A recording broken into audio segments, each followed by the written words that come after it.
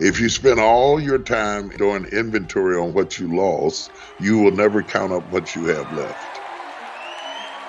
Your future is never predicated on what you lost. It's predicated on what you have left. What you have left is enough to build something greater than where you are. And you have all the rich experiences that come through the atrocities you survived. You're stronger. You're wiser. You've proven things to yourself that you couldn't have learned any other way, that you could overcome everything that happened to you. So start looking ahead. Nobody drives forward looking in the rearview mirror. Understanding that and surging ahead with what you have been given and to appreciate time. I have a work ethic that they say is incredible. I mean, I can hang with the best of them when it comes to doing what has to be done. But I got it from watching my father, well and then sick. He kept going. He kept moving.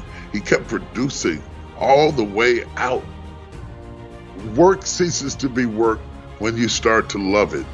When you love what you do, when you love what you do, you'll never work a day in your life. So you love it. That doesn't mean you don't get tired. That doesn't mean you shouldn't take vacations. That doesn't mean you shouldn't have self-care, all of that. But self-care only have so much. After a while, you get tired of that sand on your back. You say, okay, I gotta do something, because we were made to be productive and creative and resourceful.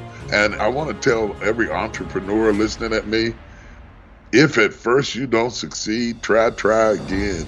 And if you don't succeed that time, try again. And if you don't succeed that time, try again. And if you don't succeed that time, write a book about what you learned from how you failed. There's always something to do with what you have experienced.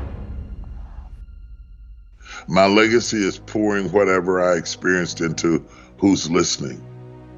That is my legacy. That's proof that I was here. If at the end of this interview and the end of reading my book, I added something to your life that made you build a table out of a tree, then I built it too. Then whenever anybody asks you about the table, you'll tell them about this guy you met in an interview. You know, that's how we have survived for centuries. That's how my people withstood slavery and the atrocities of our lives. Because in the midst of all of the horrendous things we experienced, we still clapped our hands and we still sang our songs and we still managed to be creative, and we are still here. So don't tell me about trouble through hanging nooses and rapes and burnings and killings. We sang. And my legacy is that you dance and sing and survive and do something. I'm not saying that you won't have opposition and trouble and tears. I don't have to write about that. That will find you on its own. Agony will always find you on its own. It's ecstasy that has to have your address on it. So I'm sending you the potential to go beyond agony to the ecstasy of fulfilling everything you were created to be. And that's my legacy. It's in the people that heard me and read my books and saw my movies and traveled around the world with me. It's in my children. When I'm writing, I'm actually imagining that I'm having this conversation, and my book reads like I'm talking to you. And you know that from reading it. It sounds like we're having a conversation with a friend. I'm actually talking to you. I'm through the book. I didn't drop the mic, and don't you drop it either. And something of what I said will make it into your book. And something of what you said will make it into the book of the person who read it. And that's how we have progressed for centuries and eons and millenniums, because we passed the mic. We didn't drop it. If you lose your ability to hear, eventually it will affect your ability to speak. because there is a correlation between what the ear hears and what the mouth articulates. On the impetus of that ideology comes this tremendous premise of listening. Every great orator is a great listener. And I think we have lost not our ability to speak, not yet, but we have lost our ability to listen. Because the only thing we do is pause while we formulate our next approach to attack. And that's not listening, that's strategizing. But if we actually take the time to listen, most of us all want the same things. Most of us want to be loved. Most of us want to be appreciated.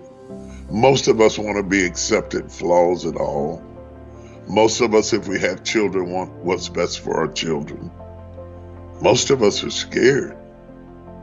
Most of us are anxious and are worried. Why can't we be friends? Why can't we communicate? We're better together than we are apart. And we don't have to agree about everything. But in the process of meeting, I found it's hard to hate somebody you understand.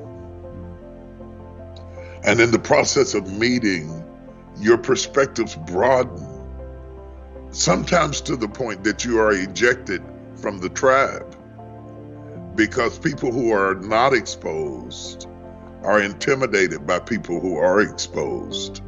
But people who are exposed, it's worth it to lose the sanctity of your citizenship and the tribe of how you describe yourself to enter into the broader world of a human experience before you die. I would hate to die in a zip code having never left the neighborhood that I was born in mentally, and not experience the world,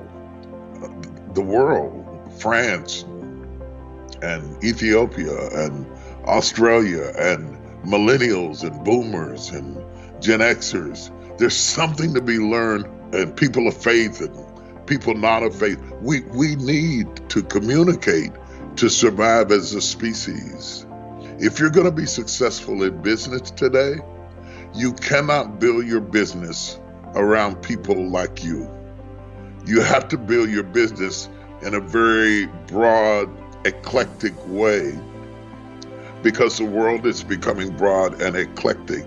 And a narrow mind also causes you to be less successful at the end of your career, because you're niche marketing an item that could have a broad appeal if you didn't think within the prison of your own experiences.